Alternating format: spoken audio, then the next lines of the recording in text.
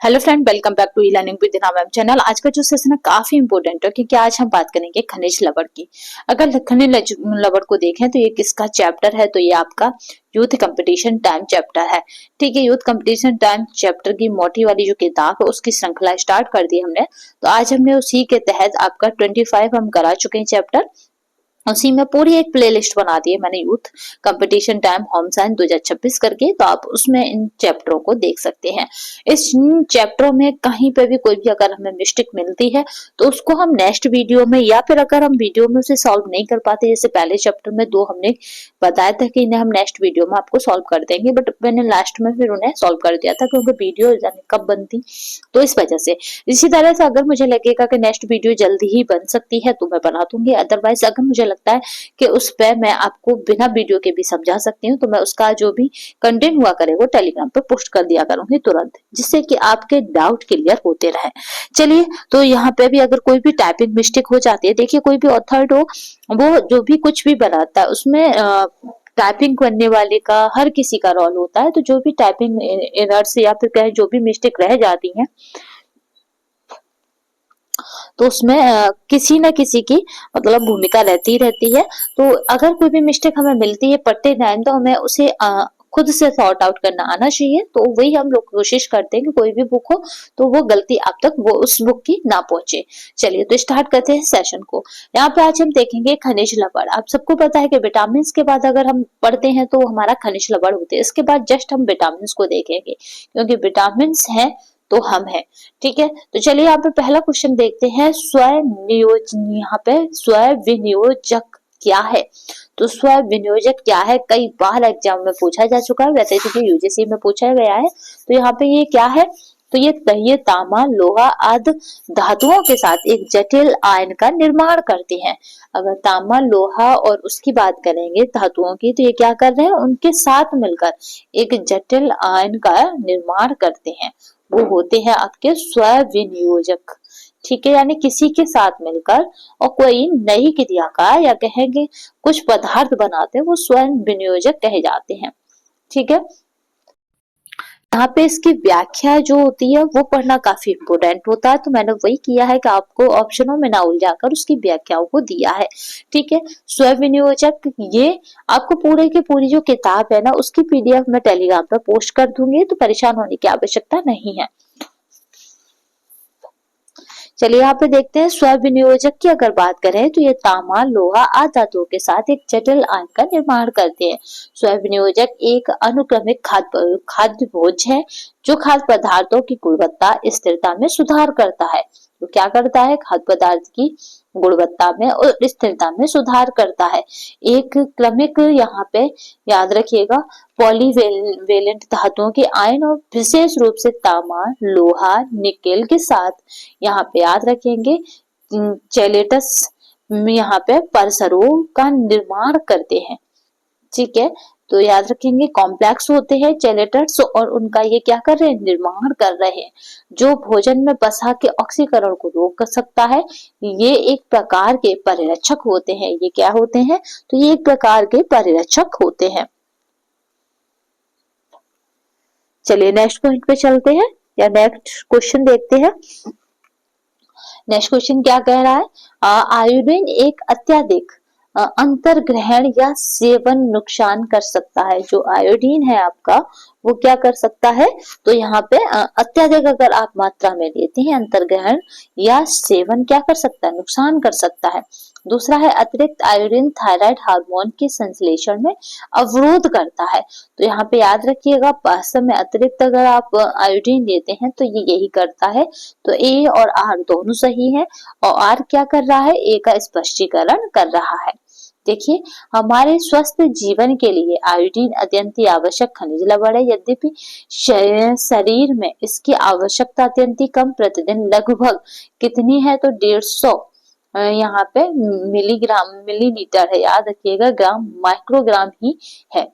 ठीक है, आपने इस तरह का देखा होगा, इस तरह का जो साइन होता है वो माइक्रोग्राम को इंडिकेट करता है या बताता है। गर्भवती शिशु एवं स्कूल जाने वाले बच्चों में भले ही इसकी मांग सबसे थोड़ी बहुत अधिक हो, परंतु कार्य एवं फंक्शन की दृष्टि से अत्यंत ही उच्च मूल्य का महत्वपूर्ण खनिज लवण है। इसकी कमी से शारीरिक एवं मानसिक वृद्धि बाधित होती है। वयस्कों में गलगंड या फिर जिसको आप घेंगा कहते हैं, जिसे ग्वाइटर रोग कहा जाता है, बच्चे इस खनिज लवण के अभाव से क्रेटिनिज्म रोग से भी पीड़ित हो जाते हैं। आयोडीन की अधिकता से थायरॉक्सिन हार्मोन का अत्यधिक स्राव होने लगता है। थायरॉक्सिन के अत्यधिक स्रावण से यहाँ पे याद रखिएगा एक्सोफेथलियम गाइटर हो जाता है, जिसे ग्रोप्स का रोग भी कहा जाता है। ग्रोप डिसीज अगर किसी को कहा जाता है तो याद रखिएगा वो थायरॉक्सिन हार्मोन्स के अत्यधिक स्रावण की वजह से हो जाती है, या अत्यधिक उसमें से क्या हो जाता है, हार्मोन्स का स्राव होता है या कहेंगे बहता है।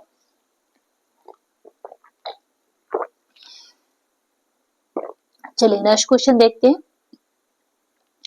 निम्नलिखित खाद्य पदार्थों के लोहे की मात्रा के अनुसार बढ़ते क्रम में व्यवस्थित कीजिए। बढ़ता क्रम यानी आपको कैसे करना है इसको, तो 1 2 3 4 इस तरह का बढ़ता क्रम, यानी आपको कैसे चलना है, तो आपको इसको किस तरह से उल्टा नहीं चलना, यानी बढ़ते से घटते क्रम में नहीं, बढ़ते हुए क्रम में चलना है। तो चलिए यहाँ पे देख लेते हैं क्या रहेगा। तो याद रखिएगा सबसे पहले जो है सबसे कम आयरन की जो मात्रा या लोहे की मात्रा जो पाई जाएगी वो किस में पाई जाएगी, तो आप बताएंगे सबसे कम जो पाई जाएगी वो किस में होगी, तो दूध में होगी। दूध के बाद हरे पत्तेदार सब्जियां आ जाएंगी, देन उसके बाद अंडा में अच्छी खासी मात्रा है, फिर यकृत में। यकृत तो है ही आयरन मतलब लोहे तत्व का स्रोत, तो इस तरह से यहाँ पे हो जाएगा। चलिए, क्योंकि अगर इसमें मात्रा की बात की जाए यकृत में तो कितना होती है यकृत में आयरन की मात्रा, तो 9 पॉइंट याद रखिएगा, तो यहाँ पे 9.92 होती है कितनी मिलीग्राम, ठीक है। तो इसीलिए हमने सबसे बाद में यकृत को रखा है, जबकि दूध में अगर आयरन की मात्रा की बात की जाएगी तो यहाँ पे 0 पॉइंट कितना होगी, तो 15 मिलीग्राम होती है। चलिए नेक्स्ट क्वेश्चन देखते हैं। कुछ इस तरह से यहाँ पे आप देख सकते हैं इसे, ठीक है। यहाँ पे देखिए दूध में कितना है, तो 0.15 मिलीग्राम। हरे पत्तेदार सब्जियां में इसमें कुछ नहीं मतलब है, बट हरे पत्तेदार सब्जियों को हम दूध के बाद ही रखते हैं, हमेशा याद रखेंगे। अंडा की अगर बात की जाए तो इसमें क्या हो जाएगा, 1.82 मिलीग्राम है। यकृत में कितना है, तो 9.92 मिलीग्राम है, ठीक है। एक टेबल आती है, हम साइंस में आपने पढ़ी होगी कि किसमें कितना कैल्शियम है, कितना आयरन है खाद्य पदार्थों में, तो उस वाली टेबल का यहाँ पर फॉलो किया गया है। एक भारतीय महिला की 2010 आरडीए के अनुसार प्रतिदिन लोहे तत्व की आवश्यकता कितनी है, तो भारतीय महिला की अगर लोहे तत्व की आवश्यकता की बात की जाए 2010 की तो वो 21 मिलीग्राम थी, और आरडीए 2020 के अकॉर्डिंग अगर बात की जाएगी तो यहाँ पे कितनी हो जाएगी, तो ये आवश्यकता लोहे तत्व की कितनी हो जाएगी, तो यहाँ पे अभी हाल ही में 30 आपको देखने को मिलेगी, 29 मिलीग्राम है।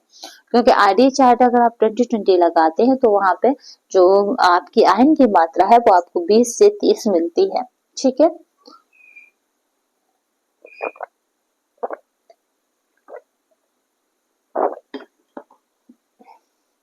चलिए नेक्स्ट क्वेश्चन देखते हैं। निम्न में से कौन सा अमीनो अम्ल मनुष्य के लिए आवश्यक है। अब देखिए इस क्वेश्चन को, जैसे मैंने पिछली बार आपसे कहा था कि 2 क्वेश्चन, अब यहीं पे ये क्वेश्चन इसका बनता है। इसने कितना रखा 29, जबकि इस तरह की वैल्यू आप आरटी चार्ट में ढूंढोगे तो भी शायद ना मिलेगी, ठीक है ना। तो चलिए इसी वजह से मैं आप आज ही शॉर्ट वीडियो के माध्यम से ही सही पर आरडीए 2020 का आपको आयरन वाला, यानी आपको आयरन की जो मात्रा है उसको करा दूंगी। चलिए, निम्न में से कौन सा अमीनो अम्ल मनुष्य के लिए आवश्यक है। ये इसलिए इम्पोर्टेंट है बुक को लगाना, माना यूथ में कमियां होती हैं। कमियां तो ऐसा कोई बुक नहीं है या पब्लिकेशन नहीं है जिसमें ना मिले, कहीं ना कहीं तो रह जाती हैं। बट यहाँ पे याद रखिएगा इसको लगाना इसलिए इम्पोर्टेंट है क्योंकि देखिए हर जहाँ के इसमें आपको क्वेश्चन पीवाईक्यू देखने को मिलेंगे, ठीक है। तो इतना मतलब एक ही जगह पे हर किसी एग्जाम के आपको पीवाईक्यू देखने को हर बुक में नहीं मिलते। तो यहाँ पे देखिए निम्न में से कौन सा अमीनो अम्ल मनुष्य के लिए आवश्यक है, तो याद रखेंगे सबसे आवश्यक अमीनो अम्ल बहुत बार पूछा जाता तो वो मिथियोनिन होता है, मिथियोनिन, कौन सा आवश्यक अमीनो अम्ल है? तो मेथियोनिन। आपको पता है कि 10 आवश्यक और 10 अनावश्यक अमीनो अम्ल होते हैं। मेथियोनिन एक आवश्यक अमीनो अम्ल है। अमीनो एसिड प्रोटीन के निर्माण की सबसे छोटी इकाई है जो शरीर में कई महत्वपूर्ण भूमिका निभाते हैं। वह अमीनो अम्ल जो शरीर द्वारा संश्लेषित नहीं किया जा सकता, जिसके कारण उन्हें आहार से लेना आवश्यक हो जाता है। यानी आपको पता है 10 अमीनो अम्ल हमारे शरीर में पड़ते हैं, जबकि 10 अमीनो अम्ल हम बाहर से आहार में लेते हैं। ठीक है ना, जिसके कारण उन्हें आहार से लेना आवश्यक हो जाता है। इन्हें आवश्यक अमीनो अम्ल कहते हैं। जो हम आहार से लेते हैं यानी हम बाहर से लेंगे तो कोई, देखिए ऐसे याद रखिए, कोई चीज की हमें आवश्यकता है तभी तो हम बाहर से लेते हैं। तो जो हम बाहर से लेते हैं तो वो आवश्यक अमीनो अम्ल हो जाएंगे, क्योंकि हमें उनकी आवश्यकता है। जो चीज हम बाहर से लेते हैं उसकी क्या है? आवश्यकता है। तो ऐसे वो अमीनो अम्लों की भी हमें आवश्यकता है। जो हम बाहर से नहीं लेते यानी उसकी आवश्यकता नहीं है। तो 10 कैसे हो जाएंगे? आवश्यक अमीनो अम्ल। 10 कैसे हो जाएंगे? अनावश्यक अमीनो अम्ल, जो हमारे शरीर में ही बनेंगे। अब नेक्स्ट क्वेश्चन देखिए, यहाँ पे है मिक्सोडिमा निम्न की कमी से होता है। तो अगर मिक्सोडिमा की बात की जाएगी तो ये भी किसकी कमी से हो जाएगा? क्योंकि मिक्सोडिमा क्या है? आयोडीन की कमी से होता है। याद रखिएगा, आयोडीन की कमी से होने वाला रोग है। हरियाणा का जो आपका एच टेट था उसकी हाल ही में अभी फिर डेट पोस्टपोन हो गई है, क्योंकि जो 17 या 18 जनवरी का था, क्योंकि उस बीच का एग्जाम आपस में वहां पे क्लैश कर रहे हैं। ठीक है, तो यहाँ पे देखिए मिक्सोडेमा निम्न की कमी से होता है, तो वो आयोडीन की कमी से होता है। चलिए नेक्स्ट क्वेश्चन देखते हैं। ये जो एक्सप्लेनेशन है ये इसका पढ़ना बहुत इंपॉर्टेंट है। जो व्याख्या है ये इसका पढ़ना बहुत इंपॉर्टेंट है। तो मैं ऑप्शन कराऊं या ना कराऊं, पर व्याख्या में जरूर कराऊंगी। तो यहाँ पे देखिए, मिक्सोडिमा आयोडीन की कमी से होता है। शरीर गठन संबंधी रोग है जो थायराइड ग्रंथि की न्यून क्रिया के कारण होता है। ये बात हो गई कैसे? थायराइड की न्यून क्रिया के कारण होता है। अभी अधिकता से भी हो रहा था, पर थायराइड ग्रंथि की न्यून क्रिया के कारण होता है। थायराइड रस की कमी के कारण विभिन्न आयु में विभिन्न लक्षण दिखाई पड़ते हैं। ठीक है, या क्या है? यहाँ पे विभिन्न क्या है? लक्षण दिखाई देंगे अलग अलग आयु में। अतः आयु के अनुसार मिक्सोडिमा के विभिन्न नाम भी हैं। जैसे जैसे आयु होती है, जिस एज का व्यक्ति होता है उस एज के इसके अलग अलग नाम है। बूढ़ावस्था या शिशु काल में होने वाला रोग क्या कहलाता है? जड़मनता कहलाता है। और यौन आरंभ काल में होने वाला वयस्क मिक्सोडिमा कहलाता है। वैसे ही मिक्सोडिमा दो प्रकार का होता है। प्रथम प्रकार थायराइड ग्रंथि की कमी के कारण थायराइड ग्रंथि का रोग होता है, जिससे यह ग्रंथि रस बनाने की अपनी सामान्य क्रिया नहीं कर पाती है। तथा दूसरे प्रकार में शल्य क्रिया से जब थायराइड ग्रंथि काट दी गई हो, यानी शल्य क्रिया यानी ऑपरेशन के द्वारा, शल्य क्रिया का मतलब यहाँ क्या है? ऑपरेशन से। ठीक है, ऑपरेशन के द्वारा जब थायराइड ग्रंथि काट दी गई हो तब रस की कमी या रस की अनुपस्थिति हो जाती है। ठीक है ना, थायराइड ग्रंथि ही वहां पे काट दी गई है तो उसकी कमी या फिर कहेंगे उसकी अनुपस्थिति हो जाती है। पुरुष की अपेक्षा स्त्रियां इस रोग से अधिक पीड़ित रहती हैं। थायराइड से कौन ज्यादा पीड़ित रहता है? तो स्त्रियां पुरुषों की अपेक्षा। पुरुषों की अपेक्षा स्त्रियां इस रोग से अधिक पीड़ित रहती हैं। एक ही वंश के रोगियों में यह रोग बहुधा मिलता है। यानी एक ही वंश कैसे? यानी दादा से पापा को, पापा से उनके बेटे को, इस तरह से ये रोग पीढ़ी दर पीढ़ी भी चलता है तथा माता पिता द्वारा संचारित होता है। गलगंड के स्थानिक मारी स्थान में माँ के शरीर में आयोडीन की कमी से शिशु की थायराइड ग्रंथि का पूर्ण विकास न होने पर शिशु को यह रोग हो जाता है। अगर यहाँ पे बात कर रहा है गलगंड, यानी आपने देखा होगा गेंगा जो गला फूल जाता है गलगंड के, इस यहाँ पे याद रखिएगा स्थानिक मारी स्थान में माँ के शरीर में क्या होगा? आयोडीन की कमी से शिशु की थायराइड ग्रंथि का पूर्ण विकास न होने पर शिशु को यह रोग हो जाता है। शिशु को कब होता है? जब भाई माँ के शरीर में कमी पहुंचेगी तब। अब यहाँ पे देखते हैं कैल्शियम अवशोषण के अवरोध के निम्नलिखित कारक कौन से हैं। तो यहाँ पे कौन से ऐसे कारक हैं जो इसके अवरोध को करते हैं? तो याद रखिएगा, यहाँ पे पहला हो जाएगा आपका, वो क्या हो जाएगा? तो वो हो जाएगा हमारा ऑक्सैलिक अम्ल। दूसरा हो जाएगा कैफीन, और तीसरे की अगर बात की जाएगी तो हो जाएगा यहाँ पर याद रखेंगे यहाँ पे फाइटिक अम्ल, ठीक है, एसिडी फाइटिक अम्ल, तो यहाँ पे एसिडी आपका हो जाएगा सी आंसर।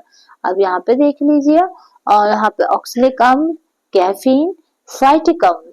नेक्स्ट देखते हैं पोटेशियम की प्लाज्मा सांद्रता है, तो वो कितनी है पोटेशियम की प्लाज्मा सांद्रता, तो 1 यहाँ पे याद रखेंगे कितनी है, तो वो है 1, यहाँ पे 1.2 से लेकर 5 तक रहती है, ठीक है। ये किसमें पूछा गया है, तो याद रखेंगे ट्रिपल यहाँ पे DSSB में पूछा गया। पोटेशियम की प्लाज्मा सांद्रता 1.2 से 5 तक यहाँ पे MEG 1 या है। पोटेशियम लगभग सभी खाद्य पदार्थों में मिलता है। यह कोशिकाओं में होने वाली अनेकों अभिक्रियाओं के साथ साथ शरीर में विद्युत अपघट्य संतुलन को बनाए रखने के लिए आवश्यक है। नेक्स्ट यहाँ पे देखते हैं आयोडाइज्ड के 10 ग्राम से डॉट ये आ गया आपका माइक्रोग्राम, ठीक है। इस वैल्यू को हम क्या बोलते हैं, इसको साइन को, तो माइक्रोग्राम। आयोडीन मिलता है, आयोडीन को हमेशा माइक्रोग्राम में कंसीडर या फिर माइक्रोग्राम में देखते हैं। तो यहाँ पे देखिए 120 मिलता है, ठीक है। यहाँ पे आयोडाइड के 10 ग्राम से तो आपको 120 मिलता है, ठीक है। तो 1 ग्राम में कितना हो जाएगा यहाँ पे, तो याद रखिएगा 12 हो जाएगा, क्योंकि ये कितना है 10 ग्राम की रेट है 120, तो 1 ग्राम की कितनी हो जाएगी, तो 12 हो जाएगी। अगर यहाँ पे वैल्यू कोई 12 कर देता है तो फिर आप उसी हिसाब से रख देंगे, यहाँ पे 24 प्लस कर देंगे, ठीक है, 120 में। तो याद रखिएगा 1 ग्राम की वैल्यू कितनी है आपकी 12, जैसे हम विटामिन को याद रखते हैं, है ना, क्योंकि आपने देखा होगा कि जो हमारे क्या होते हैं आपको बसा 1 ग्राम में कितना है, तो 9 किलो कैलोरी, क्योंकि अभी एलटी में भी आया था। एलटी के आंसर की आप सबने मिला ली होगी। आज हम बात करेंगे कि मेंस की किस तरह से हम प्रिपरेशन करें और कितने मार्क्स वाले मेंस की प्रिपरेशन में लग जाए। प्रोटीन का 1 ग्राम कितना देता है, 4 ग्राम किलो कैलोरीज। वहीं पर कार्बोज का 1 ग्राम आपको कितनी देता है, तो वो भी कितनी देता है, तो 4 किलोग्राम कैलोरीज देता है। अगर मैंने बात की आयोडीन की, तो आयोडीन या फिर कहें आयोडाइज्ड की, तो वो कितना हो जाएगा, तो 1 ग्राम में 12 माइक्रोग्राम, ठीक है, 12 माइक्रोग्राम। इस तरह से आपको ये याद रखना है। चलिए नेक्स्ट देखते हैं आयोडाइज्ड, यहाँ पे बात करते हैं 1 के 10 ग्राम में 120 माइक्रोग्राम आयोडीन मिलता है। आयोडीन थायराइड ग्रंथि हार्मोन थायरोक्सिन का एक मुख्य अंश है। शरीर में कुल 15 से 23 मिलीग्राम आयोडीन होता है। इसकी कमी से गलगंड या घेंगा या ग्वाइटर नामक रोग हो जाता है, याद रखिएगा। चलिए नेक्स्ट क्वेश्चन देखते हैं।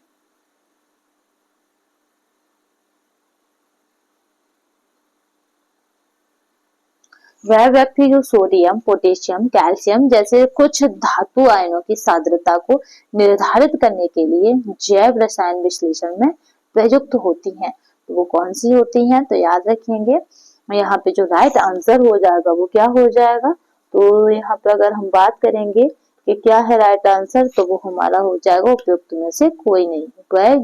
वह युक्ति जो सोडियम, पोटेशियम और कैल्शियम जैसे कुछ धातु आयनों की सांद्रता को निर्धारित करने के लिए जैव रसायन विश्लेषण में प्रयुक्त होती हैं। यहाँ पर राइट आंसर हो जाएगा उपयुक्त में से कोई नहीं।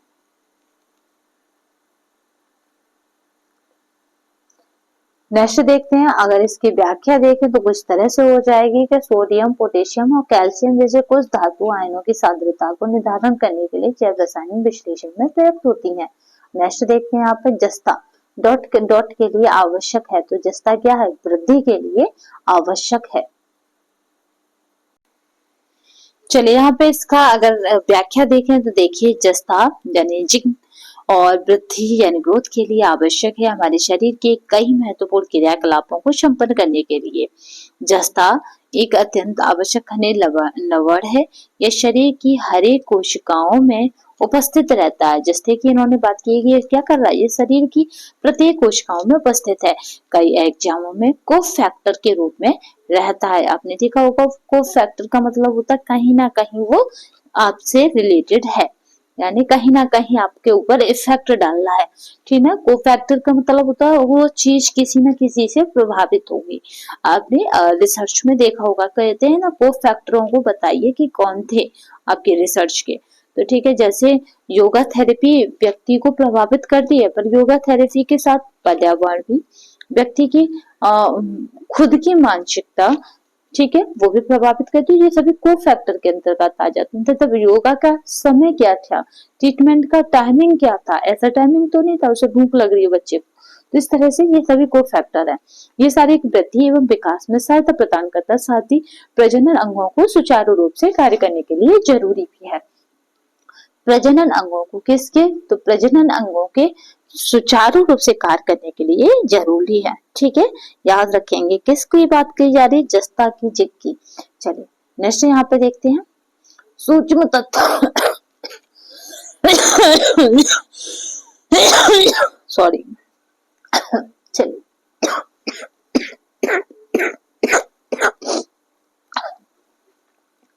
नेक्स्ट देखते हैं सूक्ष्म तत्वों का एक उदाहरण है तो तांबा। ठीक है, जल, लाल, रक्त ये सभी कोई नहीं है। तांबा की अगर कॉपर की बात करें तो ये सूक्ष्म तत्वों का एक उदाहरण है। अगर डिट प्लस बी का जो भी टीजीटी दे रहे हैं उनके लिए मोस्ट इम्पोर्टेंट है। हमारे शरीर में स्वास्थ्य के लिए अति अल्प मात्रा में तांबा एक अत्यंत महत्वपूर्ण और आवश्यक खनिज लवण है। ये रक्त में प्रोटीन के साथ मिलकर यहाँ पे, और याद रखिएगा, होमोट्यूफिन एवं यहाँ पे सेलुलोप्लाज्म के रूप में उपस्थित रहता है। यह स्वस्थ वयस्क व्यक्ति के शरीर में 100 से 150 मिलीग्राम तांबा रहता है। तो यहाँ पे अगर वृक्क यानी किडनी की बात करें तो यकृत, किडनी, हृदय, मस्तिष्क में इसकी मात्रा अपेक्षाकृत अधिक होती है। नेक्स्ट देखते हैं, अधिकांश छात्रों पर लंबे समय तक रहने से गहन डॉट डॉट हो सकता है। तो अच्छांशों पर अगर कोई लंबे समय तक रहता है तो याद रखिएगा लवण और जल पुनः प्राप्ति का क्या रहेगा, उसको हो सकता है। अधिकांश यहाँ पे याद रखिएगा अधिक छांचों पर लंबे समय तक रहने से गहन लवण और जल पुनः प्राप्त हो सकता है। इसीलिए अत्यधिक ऊंचाई पर लंबे समय तक रहने से गंभीर नमक और पानी प्रतिधारण हो सकता है, क्योंकि उच्च पर संचारी यहाँ पे याद रखिएगा यहाँ पे कैटेकोलाइमाइन के कारण गुर्दे के रक्त प्रवाह में कमी हो सकती है। और यहाँ पे याद रखेंगे एल्डोस्टेरोन का उच्च स्तर भी सोडियम में योगदान कर सकता है और जिससे पानी प्रतिधारण होता है। नेक्स्ट देखते हैं मैग्नीशियम डॉट डॉट हेतु महत्वपूर्ण है। तो मैग्नीशियम किसके लिए महत्वपूर्ण है, तो यहाँ पर राइट आंसर हो जाएगा वो क्या हो जाएगा, तो हड्डी बनाने के लिए या फिर हड्डी बनने के लिए महत्वपूर्ण है। कौन, मैग्नीशियम। चलिए नेक्स्ट क्वेश्चन देखते हैं। मैग्नीशियम हड्डी बनाने यानी बोन यहाँ पे फॉर्मेशन महत्वपूर्ण है। कैल्शियम फास्फोरस की भांति मैग्नीशियम भी शरीर की वृद्धि में अहम भूमिका निभाता है। मैग्नीशियम हड्डियों में कार्बोनेट एवं फास्फेट के रूप में उपस्थित रहता है। नेक्स्ट बात करते हैं यहाँ पे बात करते हैं ऑस्टियोपेरोसिस होनी आयु संबंधी परिवर्तनों हो सकता है जो डॉट डॉट के कारण होते हैं। ठीक है, तो याद रखिएगा घटा हुआ एस्ट्रोजन उत्पादन के कारण होता है। तो ये अगर आपके शरीर में एस्ट्रोजन उत्पादन घट जाता है तब ये हो जाता है। तो बात करते हैं यहाँ पे ऑस्टियोपेरोसिस, यहाँ पे आयु संबंधी परिवर्तन हो सकता है जो घटा हुआ एस्ट्रोजन उत्पादन के कारण होता है। ठीक है, जब एस्ट्रोजन का स्तर गिरता है तो व्यक्ति की हड्डियों का घनत्व कम हो जाता है, क्योंकि एस्ट्रोजन यहाँ पे ऑस्टियोब्लास्ट की गतिविधि को बढ़ाता है जो नई हड्डी को बनाती है। जख्म भरने में निम्नलिखित तत्व शामिल है। तो यहाँ पे जो जख्म है उसको भरने में कौन कौन शामिल है, तो जो जस्ता है वो शामिल है यहाँ पे जख्म बनने में। भोजन में पर्याप्त मात्रा में जस्ता उपस्थित हो तो घाव शीघ्रता से भरते हैं, जस्ते के कारण ऊतक के कैलोजन यानी संश्लेषण की क्षमता बढ़ जाती है, फलंत घाव जल्दी भरता है। जस्ता कार्बनिक यहाँ पे इन हाइड्रोजन का मुख्य तत्व है। ठीक है, जस्ता किसका है तो कार्बनिक एनहाइड्रोजन का मुख्य तत्व है। चूने वाला पान खाने से डॉट डॉट का ग्रहण अधिक होता है तो वही कैल्शियम का होता है। चूने में सबसे ज्यादा मात्रा कैल्शियम की पाई जाती है। याद रखिएगा, एक सीख के बराबर भी अगर आप डेली चूना खाते हैं तो आपकी कैल्शियम को भरपूर मात्रा कर देगा। चूने वाला पान खाने से कैल्शियम का ग्रहण अधिक होता है। शरीर में अन्य खनिज लवणों की अपेक्षा कैल्शियम की मात्रा सबसे अधिक रहती है। हमारे शरीर में कुल भार का 40% भाग खनिज लवणों का होता है, जिनमें से लगभग आधा भाग यानी 2% कैल्शियम के कारण होता है। 4% जो भाग है वो खनिज लवण का होता है, उसमें से भी आधा भाग का मतलब हो गया 2% भाग कैल्शियम का होता है। याद रखिएगा।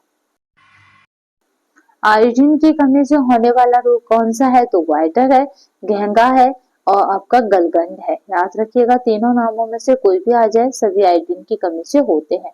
आयोडीन की कमी से ग्वाइटर नामक रोग हो जाता है।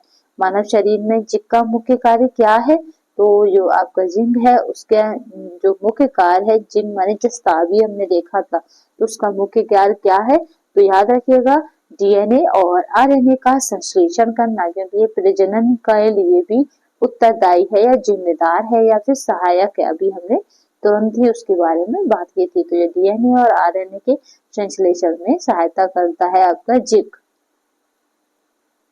ठीक है, जिंक की बात करें जस्ता, देखिए मानव शरीर में जिंक जिंक यानी जस्ता का मुख्य कार्य डीएनए और आरएनए का संश्लेषण करना। जिंक है हमारे शरीर के कई महत्वपूर्ण क्रियाकलापों को संपन्न करने के लिए एक अत्यंत आवश्यक खनिज लवण है। यह शरीर की सभी कोशिकाओं में उपस्थित रहता है। यह कई एंजाइम्स में कोफैक्टर के रूप में कार्य करता है। यह शारीरिक वृद्धि एवं विकास में सहायता प्रदान करता है। साथ ही प्रजनन अंगों को सुचारू रूप से कार्य करने में के लिए भी जरूरी है। जिंक की अगर बात करें तो कार्बनिक यहाँ पे एनहाइड्रोजन का मुख्य तत्व है। ये आंखों के आइरिस रेटिना लेंस में पाया जाता है। ये आंख जो है आपकी उसके आइरिस रेटिना लेंस में पाया जाता है। एक स्वस्थ व्यक्ति के शरीर में आपका 150 से 250 मिलीग्राम जिंक उपस्थित रहता है। ठीक है, चलिए नेक्स्ट देखते हैं। चलिए नेक्स्ट क्वेश्चन देखते हैं। यहाँ पे आईसीएमआर 2010 के अनुसार एक वयस्क आदमी के लिए जिंक यानी जस्ता जिंक यानी आरडीए का प्रस्तावित आहार मात्रा है तो वो याद रखिएगा 12 मिलीग्राम प्रतिदिन है जस्ता की।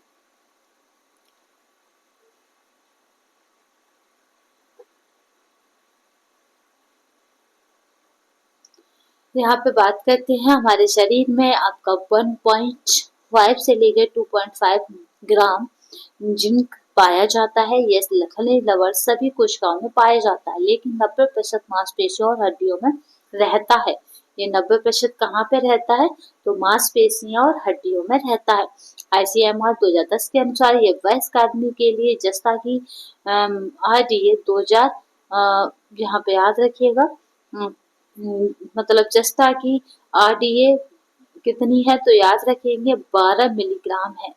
2010 के अनुसार कितना लेना है उसे 12, अभी 20 के अनुसार कितना है तो याद रखेंगे 17 ग्राम मिलीग्राम प्रतिदिन है। नेक्स्ट क्वेश्चन देखते हैं। आयोडीन खाने से डॉट डॉट से बचाव मिलता है तो आपका गलगंड यानी यहाँ पे घेंगा या ग्वाइटर से बचाव मिलता है। आयोडीन खाने से गलगंड से बचाव मिलता है। जब भोजन द्वारा आयोडीन की पूर्ति नहीं होती है तो दैनिक क्रियाकलापों को संपन्न करने के लिए थायराइड ग्रंथि को थायरोक्सिन हार्मोन के श्रावण हेतु अधिक कार्य करना पड़ता है।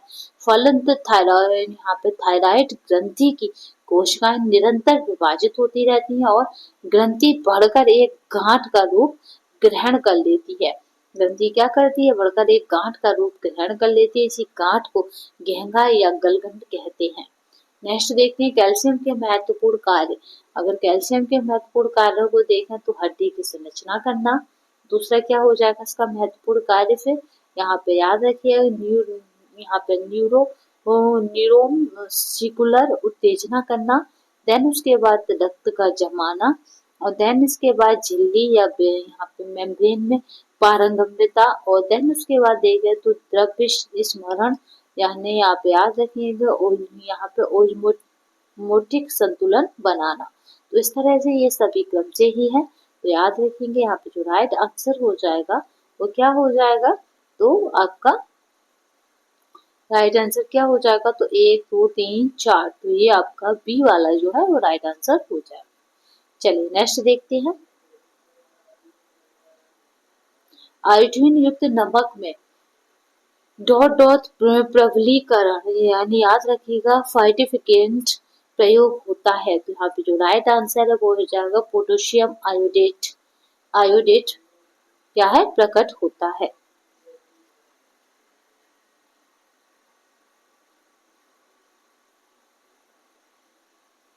आयोडीन का अत्यधिक अंतर्ग्रहण या सेवन नुकसान कर सकता है। अतिरिक्त आयोडीन थायराइड हार्मोन्स के संश्लेषण में अवरोध करता है। ठीक है, तो अगर आप अत्यधिक आयोडीन लेते हैं तो ये क्या करता है, ये थायराइड हार्मोन के यहाँ के संश्लेषण में अवरोध करता है। तो यहाँ पे याद रखिएगा ए और आर दोनों सही है, और आर क्या है, सही स्पष्टीकरण है।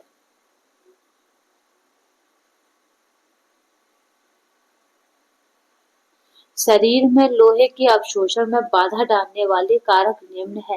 तो कौन कौन से कारक हैं जो शरीर में क्या कर रहे, बाधा डाल रहे हैं, तो याद रखिएगा यहाँ पे पहला हो जाएगा मासे में अम्ल तत्व की कमी, देन उसके बाद जो हो जाएगा, फिर क्या हो जाएगा कि उसके बाद यहाँ पे हो जाएगा, याद रखेंगे फाइटिक एसिड, और देन उसके बाद हो जाएगा टेनिस। तो इस तरह से ये क्या कर रहे हैं, अवशोषण में बाधा डालने वाले कारक हैं तीनों के तीनों।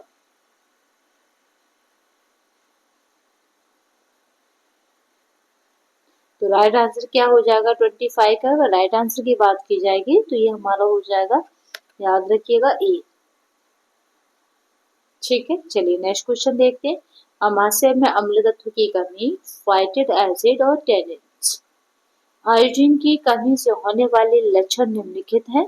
तो कौन कौन से लक्षण हैं जो आयोडीन की कमी से हो जाते हैं, तो अभी मैंने बताया था मानसिक दुर्बलता जो आयोडीन की कमी से होती है, फिर है आपका क्रिटिनिज्म जो आयोडीन की कमी से होता है, फिर आपका हो जाएगा यहाँ पे हाइपोथायरॉक्साइडिज्म। तो ये क्या है, ये तीनों के तीनों आयोडीन की कमी से होते हैं। राइट आंसर क्या हो जाएगा, तो बी हो जाएगा मानसिक दुर्बलता, क्रिटिनिज्म, और यहाँ पे याद रखिएगा हाइपोथायरॉइडिज्म क्या है, रोग है ये। चलिए नेक्स्ट क्वेश्चन देखते हैं। आईसीएमआर 2010 द्वारा 15 वर्षीय लड़की के लिए दी गई लोहे की प्रस्तावित आवश्यकता है। तो 15 वर्ष की लड़की के लिए आवश्यकता कितनी है, तो 27 मिलीग्राम है। 2010 में अब बात करते हैं 20 की, क्योंकि अब आएगा तो 20 का आएगा। तो याद रखिएगा 2010 में 15 वर्षीय लड़की के लिए दी गई लोहे की प्रस्तावित आवश्यक मात्रा 27 मिलीग्राम है। हमारे शरीर में लोहा अत्यंत ही अल्प मात्रा में विद्यमान रहता है, परंतु अत्यंत अल्प मात्रा में होते हुए भी इसकी महत्वता या इम्पोर्टेंस बहुत अधिक है।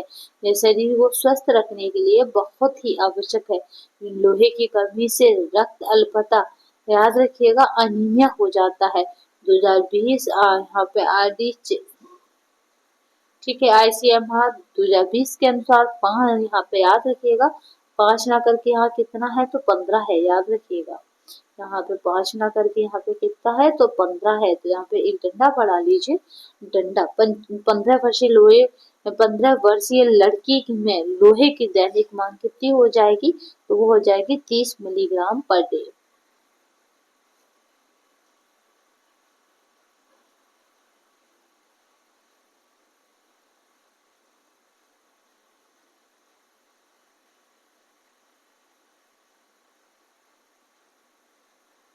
जो ये है हमारा मैचिंग वाला, इसको हम सीधे मैचिंग बॉक्स में देखेंगे क्योंकि यहाँ पे इतना नहीं होगा। तो यहाँ पे देखिए फॉलिक एसिड, अगर इसकी बात करें तो मेम्ब्रोब्लास्टिक अनीमिया हो जाता है। जिनकी बात करें तो यहाँ पे याद रखिएगा हाइपोग्लूसिया हो जाता है। कैल्शियम की बात करें तो टिटनी हो जाता है। आयोडीन की बात करें तो मानसिक कार्य क्षमता में कमी हो जाती है। राइबोफ्लोविन की बात करें तो सिरोसिस हो जाता है। चलिए नेक्स्ट क्वेश्चन देखते हैं। फिर यहाँ पे हमारा मैचिंग है और उसको हमें कवर करना भी है। तो चलिए नेक्स्ट क्वेश्चन को यहाँ पे अगर देखें तो इस तरह से याद रखिएगा, इनको इनके साथ मिलाना है।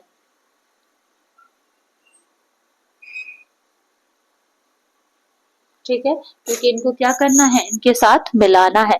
तो चलिए यहाँ पे देख लेते हैं, क्योंकि याद रखिएगा अगर हम यहाँ पे इनको मैचिंग करते हैं तो याद रखेंगे ये पूरा यहाँ तक। चलिए डी के आगे और भी है यहाँ पे।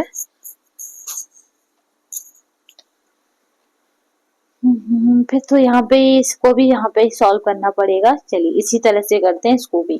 फाइटोकेमिकल की बात करें तो ब्रोकोली है, यहाँ पे अल्फा ब्रोकली, उसी को जो याद रखिएगा ग्रीन कलर की जो गोभी सी दिखती है आपको, वो ब्रोकली होती है। और यहाँ पे बात करते हैं अल्फा लिपो एक एसिड की बात करें तो ये आलू हो जाएगा। और यहाँ पे बात करते हैं फ्लोवोनाइड्स की तो ग्रीन चाय हो जाएगी, ग्रीन टी जिसको बोलते हैं। ग्लूटाथायोन की तो यहाँ पे एक्सपेरगेस हो जाएगा। और सिलियम की बात करें तो समुद्री खाद्य पदार्थ हो जाएगा। सिलियम क्या हो जाएगा, समुद्री खाद्य पदार्थ हो जाएगा। तो ये रहे आपस में मैचिंग। चलिए नेक्स्ट क्वेश्चन देखते हैं और फिर हम यहाँ पे मैचिंग करते हैं। शरीर में निम्नलिखित कार्यों को बनाए रखने के लिए जिंक अनिवार्य है। तो यहाँ पे जिंक की बात करते हैं तो ये क्या है, स्वाद की तीक्ष्णता। देन उसके बाद यहाँ पे देखते हैं हड्डियों का विकास। और देन उसके बाद यहाँ पे देखते हैं घाव को भरना। तो स्वाद की तीक्ष्णता, हड्डियों का विकास और घाव को भरना, तो ये किसके कार्य है, तो ये कार्य शरीर में निम्नलिखित कार्यों को बनाए रखने के लिए जस्ता या जिंक अनिवार्य है। तो स्वाद यहाँ पे याद रखिएगा, स्वाद की तीक्ष्णता। और यहाँ पे फिर है, याद रखेंगे फिर कौन सा है, वो है हड्डियों का विकास। और देन उसके बाद क्या है, फिर है घाव का भरना। तो इस तरह से तीनों के लिए जस्ता जो है वो आवश्यक है। चलिए नेक्स्ट क्वेश्चन देखते हैं। यहाँ पे राइट आंसर क्या हो जाएगा, तो वो हो जाएगा बी, यानी पहला, तीसरा और चौथा। चलिए नेक्स्ट देखते हैं। नमक सामान्यतः डॉट डॉट के साथ दंड किया जाता है। तो यहाँ पे जो राइट आंसर हो जाएगा, अगर नमक की बात की जाएगी तो वो कौन कौन से हो जाएंगे, तो पहला हो जाएगा लोहा, दूसरा क्या हो जाएगा, तो वो हो जाएगा फॉलिक अम्ल। यहाँ पे राइट आंसर हो जाएगा बी। अगर नमक सामान्यतः लोहे, यहाँ पे लोहे और फॉलिक अम्ल, ठीक है ना, ये क्या हो जाएगा, फॉलिक अम्ल। फॉलिक अम्ल के साथ दंड किया जाता है। और लोहे शरीर के आवश्यक खनिज लवणों में लोहे का विशेष महत्वपूर्ण स्थान है। इसकी अल्प मात्रा ही हमारे शरीर के लिए पर्याप्त होती है। सामान्य रूप से हमारे शरीर में केवल 2 से 5 ग्राम तक ही लोहा विद्यमान रहता है। इस प्रकार हमारे शरीर में केवल 2 ग्राम तक ही लोहा विद्यमान रहता है। 2 से 5 रहता है, बट सामान्यतः हर व्यक्ति के शरीर में कितना हो जाएगा, तो ये 2 ग्राम ही हो जाएगा, ये भी याद रखिएगा। चलिए नेक्स्ट चैप्टर देखते हैं। स्लाइड आगे आ गई है 78। चलिए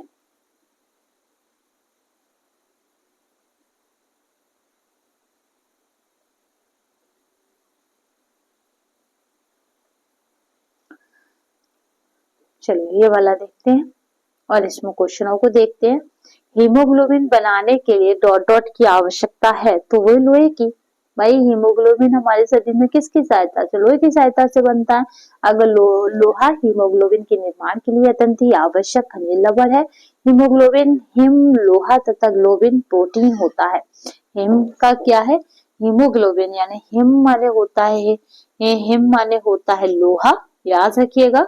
2 टर्म है इसमें, हीमोग्लोबिन, हिम माने लोहा और ग्लोबिन माने होता है प्रोटीन। तो लोहा और प्रोटीन मिलकर हीमोग्लोबिन बना है। हीम यानी लोहा के अभाव में हीमोग्लोबिन का निर्माण नहीं होता है। फलंत व्यक्ति रक्त अल्पता यानी एनीमिया से पीड़ित हो जाता है। 16 से 17 यहाँ पे याद रखिएगा, 16 से 17 वर्ष आयु लड़की के लिए जिंक या फिर कहें आरडी डेली है। तो यहाँ पे कितना आरडी हो जाएगा, डेली की अगर बात की जाएगी तो वो कितना हो जाएगा, तो 12 मिलीग्राम पर डे हो जाएगा।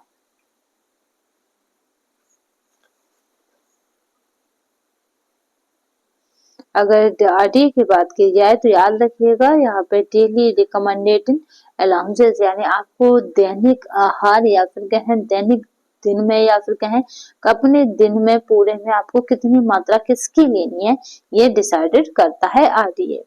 ठीक है, डेली रिकमेंडेड अलाउंसेस यानी डेली यानी आपकी दैनिक आहारीय मात्रा को डिसाइड करता है। 12 मिलीग्राम डे यहाँ पे जस्ता हमारे शरीर के कई महत्वपूर्ण क्रियाओं में संपन्न करने के लिए आवश्यक है। ठीक है, जिग आ गया और आवश्यक है, ये आवश्यक खनिज लवण है, कई एंजाइम्स में को फैक्टर के रूप में कार्य करता है। ये कई एंजाइम क्या करेंगे, को फैक्टर के रूप में कार्य करते हैं। और यहाँ पे बात करते हैं ये शारीरिक वृद्धि एवं विकास में सहायता करता है। जिनकी अगर बात करें तो प्राप्ति के उत्तम साधन क्या है, जहाँ पे है मांस, मछली, अंडा में अधिक पाया जाता है, गेहूं की भूसी, और याद रखिएगा यहाँ पे जई का आटा यानी यहाँ पे ओटमील, दाल, सब्जियां, फल एवं सूखे मेवे, दूध आदि में पाया जाता है। आयोडीन की कमी से होने वाले लक्षण,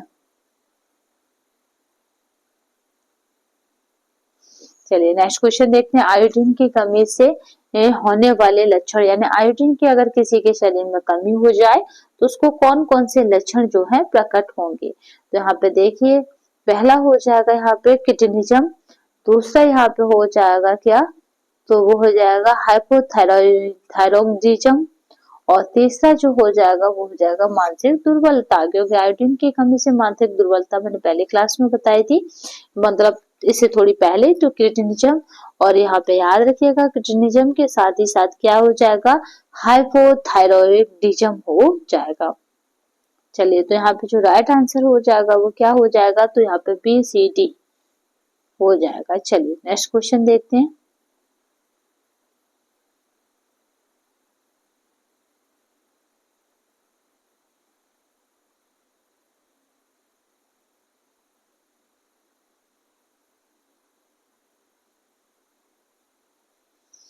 चलिए नेक्स्ट क्वेश्चन देखते हैं। लोहे की कमी विकसित होने में आने वाले चरणों को सही क्रम में लगाइए, यानी आपके शरीर में लोहे की कमी विकसित हो रही है तो कौन कौन से चरण होंगे।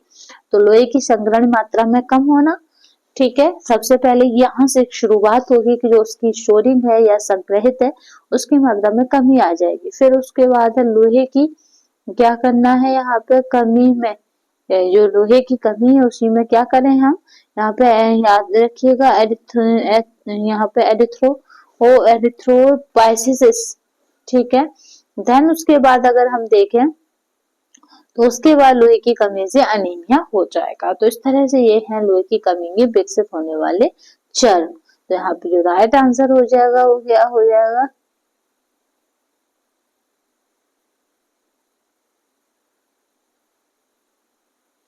चलिए नेक्स्ट क्वेश्चन देखते हैं।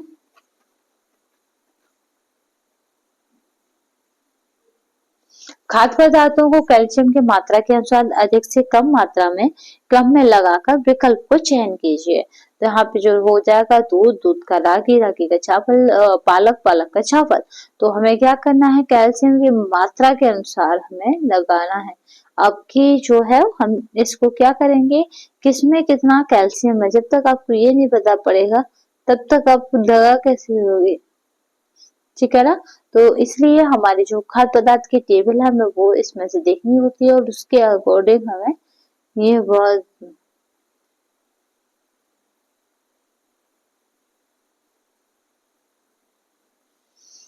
ठीक है। तो यहाँ पे देखते हैं कि इसमें क्या है, तो पहला क्या हो जाएगा, पहला आ जाएगा दूध, दूध के बाद फिर हो जाएगा कैल्शियम की मात्रा पूछ रहा है तो दूध में भरपूर है, रागी में भरपूर है। फिर देन इसके बाद आपने देखा होगा कि पालक जो है उसमें इतनी नहीं होती है और पालक के बाद चावल में इतनी भी नहीं होती है। तो कैल्शियम की मात्रा के अकॉर्डिंग दूध सबसे पहले आता है खाद्य पदार्थों में। खाद्य पदार्थों में कैल्शियम मनुष्य के लिए अति आवश्यक है। कैल्शियम एक बहुत महत्वपूर्ण खनिज लवण है। कैल्शियम से दांत हड्डी मजबूत होते हैं। कैल्शियम की मात्रा सभी खाद्य पदार्थों में पाई जाती है। खाद्य पदार्थों में कैल्शियम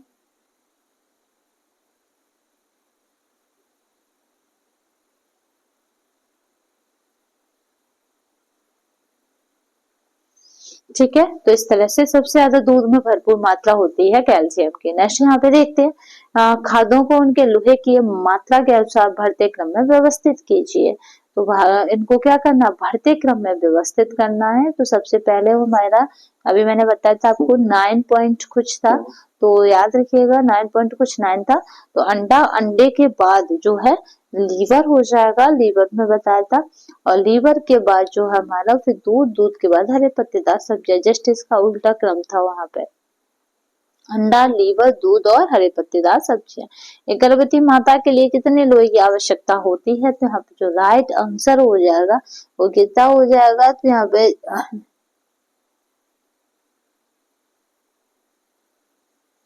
ठीक है, तो यहाँ पे 38 मिलीग्राम रहती है।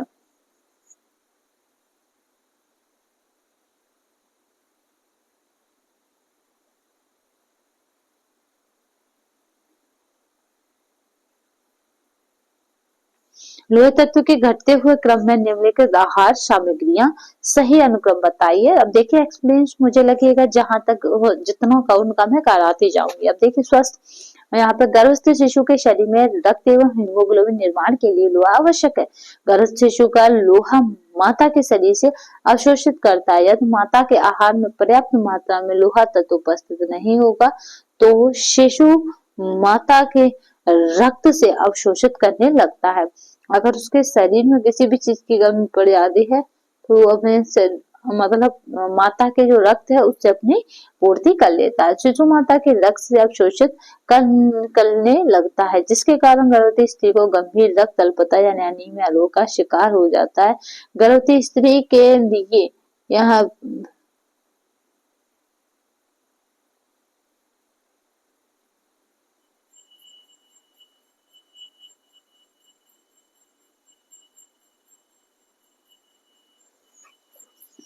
चलिए नेक्स्ट श्लोक देखते हैं। यहाँ पे लोहा तत्व के घटते क्रम में निम्नलिखित आहार सामग्रियों का सही अनुक्रम बताइए। तो यहाँ पे लोहा तत्व के घटते क्रम में बात कर रहा है तो कलेजी हो जाएगा, देन उसके बाद खजूरी हो जाएगा, और खजूरी के बाद क्या हो जाएगा, कमल डंडी हो जाएगा, और कमल डंडी के बाद जो हो जाएगा वो गेहूं का आटा हो जाएगा, फिर देन उसके बाद से लोहे तत्व के घटते हुए क्रम में व्यवस्थित कीजिए। ठीक है, कलेजी यानी यकृत सबसे पहले रखा गया है, देन उसके बाद है खजूरी। तो इस तरह से यहाँ पे लोहे तत्व का सबसे पहले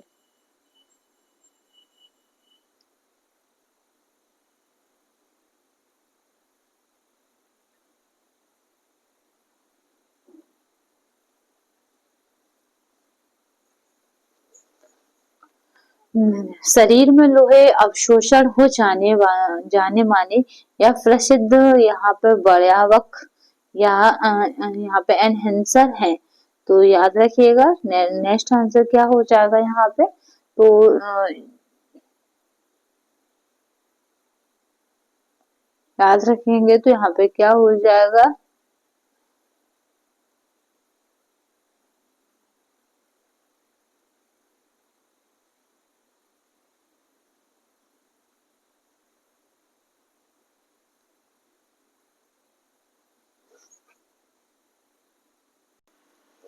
चलिए यहाँ पे देखते हैं। शरीर में लोहा अवशोषण के जाने माने या प्रसिद्ध बढ़ावक या अनहेंसर है, यानी आपके शरीर में लोहे के अवशोषण को बढ़ाने वाले प्रसिद्ध अनहेंसर कौन कौन से हैं, तो वो हमारे होते हैं, कौन कौन से होते हैं। तो यहाँ पे जो राइट आंसर हो जाएगा, तो याद रखिएगा क्या हो जाएगा, एस्कॉर्बिक एसिड है, और देन उसके बाद बात करें फॉलिक एसिड है। ये दोनों ही अनहेंसर की श्रेणी में आते हैं या बढ़ावक की श्रेणी में आते हैं, जो लोहे के अवशोषण को बढ़ाते हैं।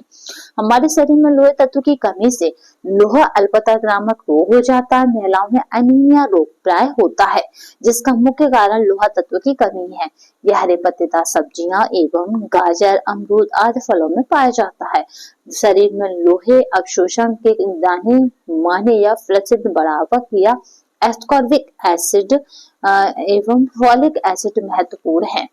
नेक्स्ट देखते हैं, आहार में लोहे की जैव उपलब्धता को निम्नलिखित तत्व बढ़ाते हैं। तो जैव उपलब्धता को कौन बढ़ाता है, तो एस्कॉर्बिक एसिड बढ़ाता है। दूसरा यहाँ पे कौन बढ़ाता है, तो पशु से प्राप्त प्रोटीन बढ़ाता है। ठीक है, कौन बढ़ाता है, तो पशु से प्राप्त प्रोटीन बढ़ाता है और एस्कॉर्बिक एसिड बढ़ाता है। नेक्स्ट देखते हैं यहाँ पे आयोडीन की कमी के विकारों को क्या करना है, निम्न श्रेणियों में या निम्न में शामिल है। तो यहाँ पे जो राइट आंसर हो जाएगा वो क्या हो जाएगा, तो आयोडीन की कमी के विकार निम्न शामिल है।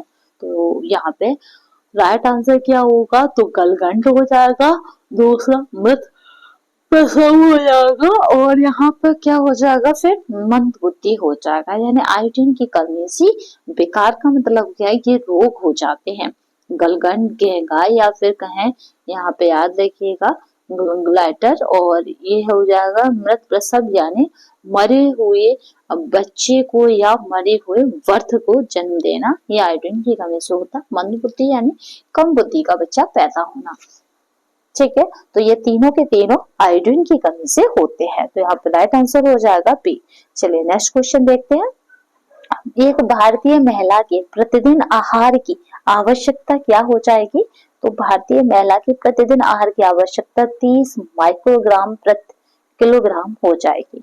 नेक्स्ट देखते हैं, हमारे शरीर में लोहा अत्यंत आवश्यक है या फिर कहें हमारे शरीर में लोहा अत्यंत ही अल्प मात्रा में विद्यमान रहता है, परंतु अत्यंत अल्प मात्रा में होते हुए भी इसकी महत्वता, जो अभी हमने बात की थी, इम्पोर्टेंस अधिक है, क्योंकि ये कितना है, 40 ग्राम में वो 4 ग्राम में पूरा खनिज लपड़ है, उसमें से 2 ग्राम में आपका क्या है, तो 2 ग्राम में पूरे में आपका अकेला लोहा मौजूद है। ठीक है, तो ये क्या करता है, हीमोग्लोबिन के निर्माण में, पेशियों के संकुचन में और एंजाइम के निर्माण में, प्रतिरक्षी कोशिकाओं के निर्माण में भी क्रिया करता है, निर्माण में किया जाता है। भारतीय महिलाओं के प्रतिदिन लोहे की 30 माइक्रोग्राम प्रतिदिन के हिसाब से आवश्यकता पड़ती है। नेक्स्ट क्वेश्चन देखते हैं, आयोडीन की कमी के कारण यह नहीं हो पाता, तो क्या नहीं हो पाता है, तो याद रखिएगा गूंगा बहरापन, ये आयोडीन की कमी के कारण नहीं होता है। ठीक है, बढ़ी हुई, यहाँ पे याद रखिए बढ़ी हुई शिशु मृत्यु दर यानी बच्चों का मरना, और यहाँ पे मंदबुद्धि, और यहाँ पे है त्वक को शोध, ये भी आपका रोग है जो आयोडीन की कमी से हो जाता है। गेहंगा, गलगंड या ग्वाइटर, क्रिटिनिज्म और यहाँ पे मिक्सिडीमा, ये भी हो जाते हैं। लोहे लवण का अवशोषण बढ़ जाता है जब इसे विटामिन सी के साथ लिया जाता है। फिर यहाँ पे दूसरा क्या कह रहा है, इसे देख लीजिए। अब दूसरा है एस्कॉर्बिक एसिड फॉर, यहाँ पे फेरिक को फेरस में अब यहाँ पे रिड्यूस करता है। जो आपका फेरिक होता है, एस्कॉर्बिक एसिड क्या करता है, फेरिक को फेरस में रिड्यूस यानी बदल देता है, या पे कन्वर्ट कर देता है। यहाँ पे देखते हैं राइट आंसर क्या हो जाएगा, तो याद रखिएगा ए और आर दोनों सही हो जाएंगे। ठीक है, अब एक्सप्लेन देख लेते हैं इसका। एक्सप्लेनेशन क्या कह रहा है, व्याख्या, लोहा लवण का अवशोषण बढ़ जाता है जब इसे विटामिन सी के साथ लिया जाता है। एस्कॉर्बिक एसिड फेरिक को फेरस में रिड्यूस कर देता है। नेक्स्ट देखते हैं, इनमें से किस में कम मात्रा में आयोडीन पाया जाता है, तो यहाँ पे आयोडीन पाया जाता है तो हो जाएगा 1 कप दूध में आयोडीन पूछा जा रहा है। यहाँ पे क्या निम्न में से किस में कम मात्रा में सोडियम पाया जाता है। ठीक है, आयोडीन नहीं है, क्या पूछा जा रहा है, सोडियम यानी आपका नमक। ठीक है, तो याद रखिएगा दूध में नहीं है, डबल रोटी में होगा, चीज में होगा, अंडे में होगा। सोडियम समांतर सभी भोज्य पदार्थों में विद्यमान रहता है। यह क्लोरीन के साथ मिलकर सोडियम क्लोराइड के रूप में मौजूद रहता है। सोडियम क्या करता है, क्लोरीन के साथ मिल जाता है, सोडियम क्लोराइड के रूप में मौजूद रहता है। सोडियम बॉडी में एसिड बेसिस वैलेंस को बनाए रखने में अहम भूमिका निभाता है। सोडियम के अणु क्लोराइड यानी कार्बोनेट यानी क्लोराइड यानी Cl, कार्बोनेट CO3 और यहाँ पे फॉस्फेट यानी PF4, और यहाँ पे ध्यान रखिएगा प्रोटीनेट के रूप में शरीर में विद्यमान रहते हैं। सोडियम प्राप्ति के उत्तम साधन अंडा, मांस, मछली, दूध, कलेजी और यहाँ पे चिकन आदि है। नेक्स्ट देखते हैं, लोहे लवण का अवशोषण कम हो जाता है जब भोजन में इसके साथ फाइटेड होता है। ठीक है। अब नेक्स्ट देखते हैं, फाइटेड लोहे के साथ संगठित होकर उसे शोषण के लिए उपलब्ध नहीं रहने देता। तो यहाँ पे याद रखिएगा कि इसमें क्या है,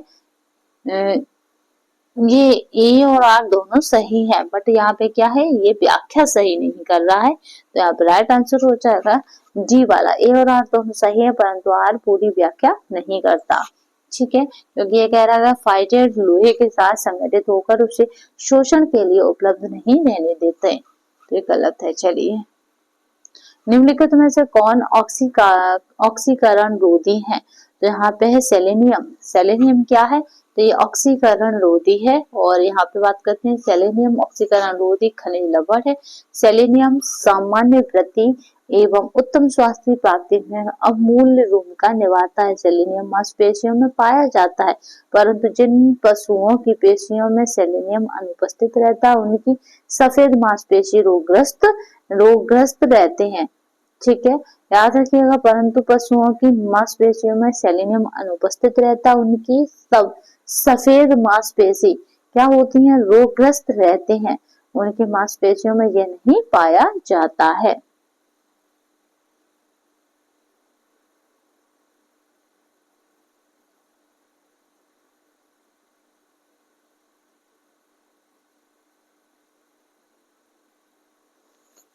यहाँ पे याद रखिएगा एस यानी प्रतिशत खाद्य नमूनों में कहलाता है लवण।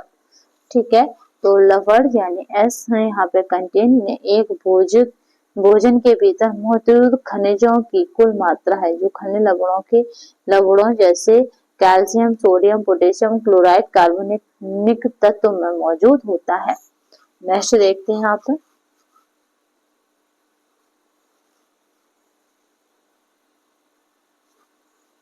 क्या चक्कर है।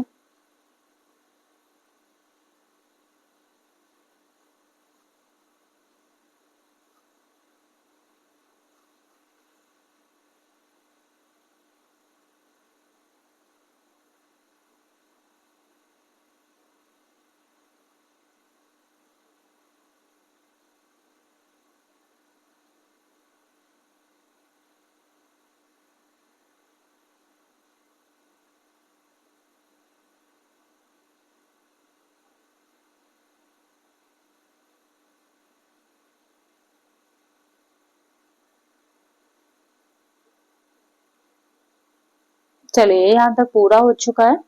अब हमारा आ जाएगा क्वेश्चन नंबर 51। ठीक है, चलिए यहाँ पर देखते हैं, किस प्रकार के भोज्य पदार्थों को रक्षात्मक भोज्य पदार्थ कहते हैं? तो रक्षात्मक भोज्य पदार्थ वो होंगे जिसमें विटामिन और खनिज अधिक हों। रक्षात्मक भोज्य पदार्थ क्या हो जाएंगे? जिसमें विटामिन और खनिज लवण अधिक हों। किस खनिज की कमी शिशु मृत्यु दर, किडनीजम एवं घेंगा से संबंधित है? तो आप दो चीजें बहुत अच्छे से जानते हैं, शिशु मृत्यु दर और घेंगा। तो आपको जाना है आयोडीन की तरफ।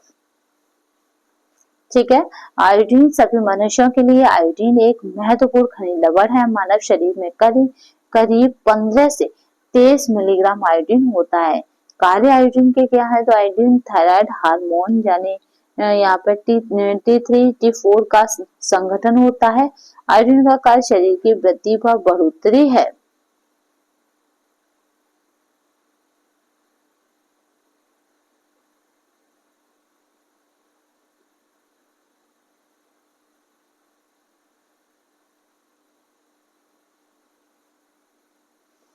ठीक है, तो यहाँ पे आयोडीन थायराइड हार्मोन्स को हमने देखा, उसके संगठक देखा। आयोडीन का कार्य क्या है? शरीर में वृद्धि व बढ़ोतरी। नेक्स्ट देखते हैं यहाँ पे, निम्नलिखित में से कौन सा सूक्ष्म पदार्थ हमारे शरीर के लिए आवश्यक नहीं है?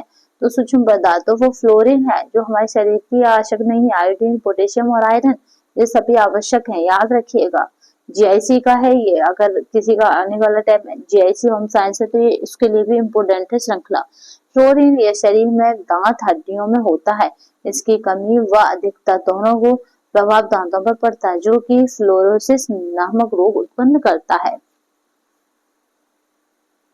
फ्लोरीन को याद रखिएगा, जो शरीर में दांत और हड्डियों में होता है, इसकी कमी व अधिकता दोनों का प्रभाव दांतों पर पड़ता है। यह शरीर को फ्लोरोसिस नामक यह क्या करती है, दांतों को फ्लोरोसिस नामक रोग से ग्रसित करती है या उत्पन्न होता है। नेक्स्ट देखते हैं, शरीर में खनिज लवणों के प्रमुख दो कार्य होते हैं।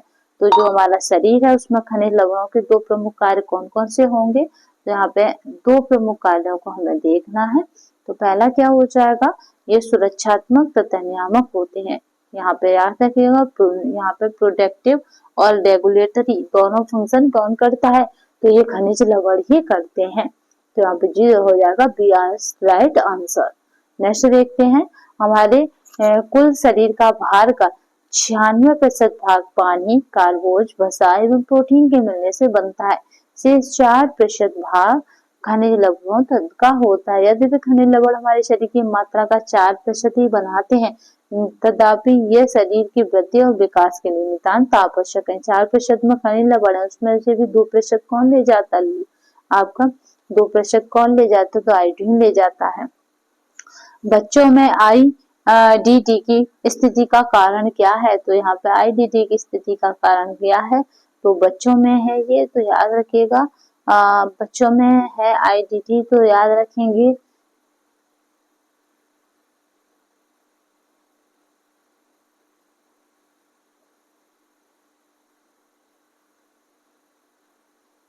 ठीक है। तो यहाँ पे जो राइट आंसर क्या हो जाएगा, तो वो हो जाएगा आयोडीन। ठीक है, IDD की उपस्थिति का कारण भी आयोडीन ही होता है। ये है असिस्टेंट प्रोफेसर का प्रवक्ता एग्जाम 2014 का। चलिए नेक्स्ट देखते हैं, ये किताब इसलिए इम्पोर्टेंट है। IDD की बात करें तो इंडियन यहाँ पे डेफिशिएंसी डिसऑर्डर्स, ठीक है। तो याद रखिएगा आयोडीन हमारे स्वस्थ जीवन के लिए आयोडीन अत्यंत ही आवश्यक है, खनिज लवण है। यद्यपि शरीर में इसकी आवश्यकता अत्यंत ही कम, प्रतिदिन लगभग 100 से 150 मिलीग्राम थायराइड ग्रंथि से स्रावित होने वाले थायरोक्सिन हार्मोन का मुख्य अवयव आयोडीन से होता है।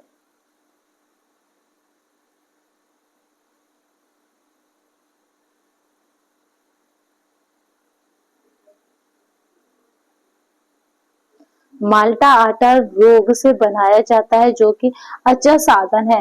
तो याद रखिएगा माल्टा की अगर बात की जाए तो माल्टा क्या है, माल्टा आटा रागी से बनाया जाता है, जो कि एक अच्छा साधन है। रागी यानी सरसों, ठीक है, मैंने देखा नहीं रागी क्या है, तो सरसों है। अगर सरसों की बात करूं तो वो कैल्शियम का अच्छा एक स्रोत होती है। प्रजनन एवं दुग्ध श्रावण हेतु कौन सा खनिज आवश्यक है, तो ये होता है जैसे हमारा प्रजनन यानी आपकी बर्थ और दुग्ध श्रावण यानी दूध का बहना, तो वो हो जाता है मैग्नीशियम। दूध की उत्पादनता बढ़ जाती है।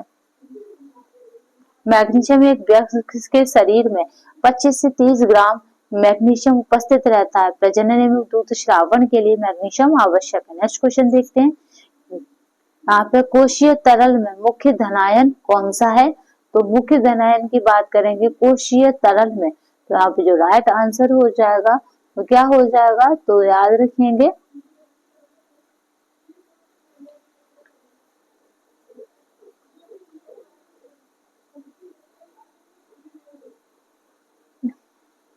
ठीक है। शरीर के बाह्य कोशीय तरल में मुख्य धनायन कौन सा है, तो बाह्य कोशीय तरल की बात हो रही है, तो वो बाह्य कोशीय में होता है सोडियम, ठीक है ना। बाह्य कोशीय में याद रखिएगा सोडियम आवश्यक है।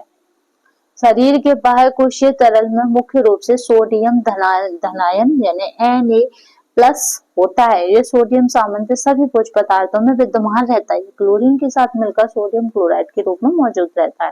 हृदय की धड़कन यहाँ पे धड़कन नियंत्रित करने के लिए कौन सा खनिज आवश्यक है, तो हृदय की जो धड़कन है उसको कौन नियंत्रण करता है, तो वो तो पोटेशियम नियंत्रण करता है और ये आवश्यक है। पोटेशियम की उपस्थिति शरीर में कोशिकाओं के अंदर द्रव्यों, मांसपेशियों तथा लाल रक्त कणिकाओं में होती है, जो मांसपेशियों के संकुचन में हृदय की धड़कन को नियंत्रित करती है तथा नाड़ी ऊतकों की संवेदन शक्ति बढ़ाए रखने में तथा पानी के संतुलन में सहायता करता है। कंजक्टिव हृदय कौन करता है, पोटेशियम। पोटेशियम हृदय की धड़कन नियंत्रित करने के लिए कौन सा खनिज आवश्यक है, मोस्ट इंपोर्टेंट है TGT PGT के लिए पोटेशियम। कौन सा आवश्यक है, तो पोटेशियम हृदय की धड़कन नियंत्रण के लिए। कंजक्टिव हृदय रोग का रोगी प्रतिदिन आहार में सोडियम की मात्रा कितनी लेगा, तो कंजक्टिव रोग से पीड़ित है, ये याद रखिएगा। तो वो कितनी लेता है, तो 500 मिलीग्राम से कम लेता है अपने आहार में। नेक्स्ट क्वेश्चन देखते हैं। अगर कंजक्टिव की बात करें तो हार्ट डिसीज है ये, और एक ऐसी स्थिति जिसमें हृदय रोग की आवश्यकता के अनुसार रक्त पंप नहीं कर पाता, यानी आपको जिसकी मतलब जिसमें हृदय शरीर की आवश्यकता के अनुसार रक्त पंप नहीं कर पाता, सॉरी याद रखिएगा। चलिए, हृदय के कमजोर हो चुके प्रकोष्ठ, आपको पता है ये हृदय कितना है, 4 चैम्बरों में बटा हुआ है, तो उन्हीं को हम प्रकोष्ठ कहते हैं हिंदी में। रक्त को पुनः हृदय में और आसपास की वाहिनियों में लौटा देते हैं। इसके कारण तरल पदार्थ के अवशोषण उत्पन्न कर देता है, जिसका प्रभाव पैर, पेट या फेफड़े में होता है। इसका प्रभाव क्या होता है, पैर, पेट और फेफड़ों में होता है। ठीक है, इसे यहाँ पे क्रोनिक हार्ट फेलियर या फिर कंजक्टिव का यहाँ पे कार्डियक फेलियर भी कहा जाता है, यानी आपको जितनी आवश्यकता है आपके शरीर को उतना पंप नहीं करता है, तब हम इस रोग को क्या कहेंगे, तो क्रोनिक हार्ट फेलियर या फिर कंजक्टिव कार्डियक फेलियर भी कहा जाता है। इस प्रकार के रोग को प्रतिदिन आहार के रूप में सोडियम की मात्रा 500 मिलीग्राम से भी कम ही देनी चाहिए या देना चाहिए, 500 मिलीग्राम से भी कम देनी चाहिए। चलिए नेक्स्ट क्वेश्चन देखते हैं। गेंगा रोग में थायराइड ग्रंथि बढ़ जाती है। गेंगा रोग में क्या हो जाता है, थायराइड ग्रंथि बढ़ जाती है। गेंगा रोग सामान्यतः शरीर में आयोडीन की कमी के कारण उत्पन्न होता है, जिसमें गर्दन की हड्डी, जो गर्दन या कहें तो ठोड़ी में छोटी या बड़ी सूजी हुई वस्तु के रूप में यहाँ पे लटक जाती है। इस रोग में यहाँ पे लैरिंगस दोनों तरफ स्थित थायराइड ग्रंथि बढ़ जाती है, जिससे गर्दन फूलकर मोटी कॉलर जैसी संरचना में बदल जाता है। पहाड़ी क्षेत्रों में जहाँ पानी में आयोडीन की कमी होती है, अधिकांश लोगों में गेंगा पाया जाता है। दूध किस पौष्टिक तत्व का अच्छा स्रोत है, तो भाई दूध किसका है, अभी बताया था, दूध किसका है, तो कैल्शियम का अच्छा स्रोत है। जहां बात है कैल्शियम की, तो रागी और दूध बहुत अच्छे स्रोत माने जाएंगे। दूध से मुख्यतः कैल्शियम की भरपूर मात्रा प्राप्त होती है। राष्ट्रीय डेयरी परिषद के अनुसार इसमें कैल्शियम, प्रोटीन, पोटेशियम, फास्फोरस और riboflavin, niacin, vitamin A, D एवं B12 आवश्यक तत्व होते हैं। दूध हमारे शरीर की हड्डियों को मजबूत बनाता है, उसके विकास को बढ़ावा देता है, शरीर को आवश्यक पोषण प्रदान करता है। इन्हीं सब गुणों के कारण दूध संपूर्ण आहार की भी संज्ञा दी जाती है। दूध में कौन विटामिन विद्यमान नहीं रहता, तो दूध में आपको बता दें कि आपका विटामिन सी, जैसे ही आप उसे गर्म करते हो वैसे ही नग्न मात्रा विटामिन सी की हो जाती है। चलिए नेक्स्ट देखते हैं। दूध में किस पोषक तत्व का अभाव होता है, ये नीचे क्वेश्चन भी आ गया, तो यहाँ पे लोहा तत्व है। अगर जब हम विटामिन देखेंगे तो वह सी हो जाएगा। दूध एक अपारदर्शी सफेद द्रव्य है, जिसमें 85% तक जल होता है। दूध में कितने प्रतिशत जल होता है, तो यहाँ पे याद रखिएगा, दूध में 85% तक क्या हो जाता है, जल होता है। जल तथा शेष भाग में खनिज तथा वसा होता है। दूध में protein, calcium, vitamin A, thiamine, magnesium तथा पोटेशियम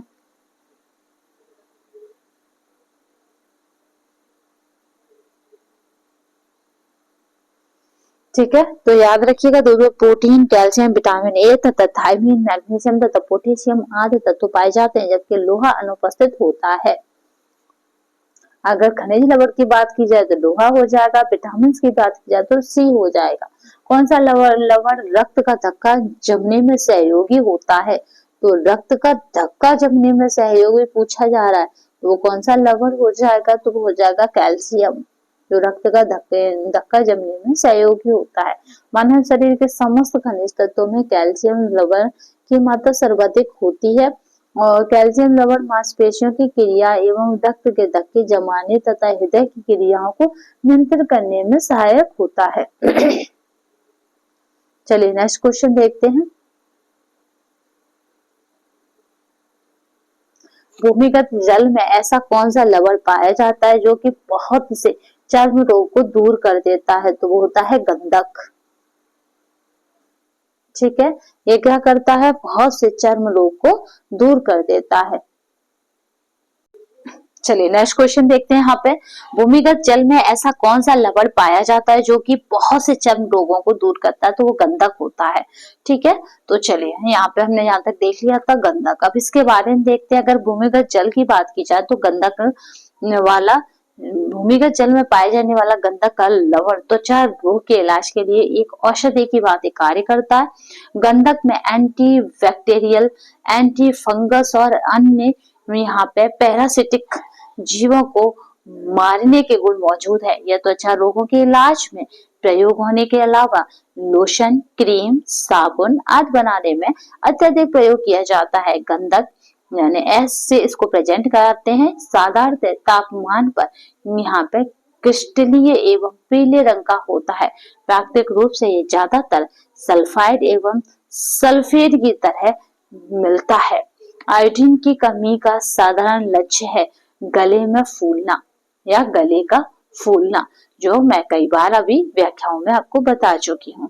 ठीक है, तो यहाँ पे अब हम इसकी व्याख्या ना करके इसको स्किप करके आगे बढ़ जाते हैं या इसको स्किप कर देते हैं।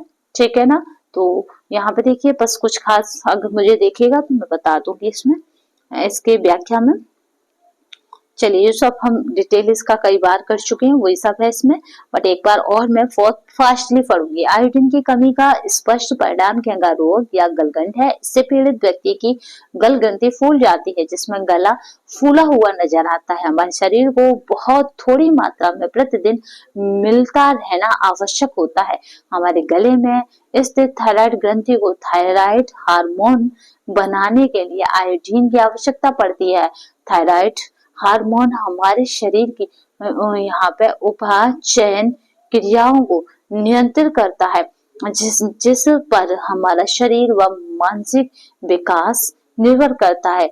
पर्याप्त मात्रा में आयोडीन न मिलने पर घेंगा, मानसिक विकार उत्पन्न होता है तथा शारीरिक विकास प्रभावित होता है। आयोडीन युक्त तेल के 1 मिलीग्राम इंजेक्शन में बचाव हो सकता है, तो 1 वर्ष तक, भाई 1 मिलीग्राम 1 वर्ष तक हमें बचा सकता है आयोडीन का इंजेक्शन, याद रखिएगा।